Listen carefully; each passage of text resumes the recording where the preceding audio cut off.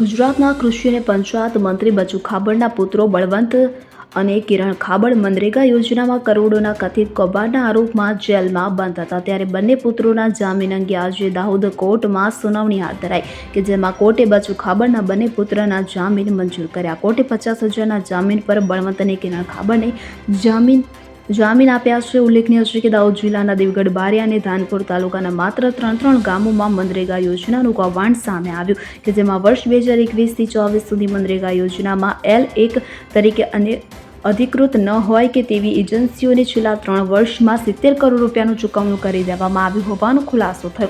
આ કૌભાંડ સરકારી અધિકારી, કરાર આધારિત કર્મચારીઓ અને એજન્સીઓની મિલીભગતથી આચરવામાં આવ્યું હતું.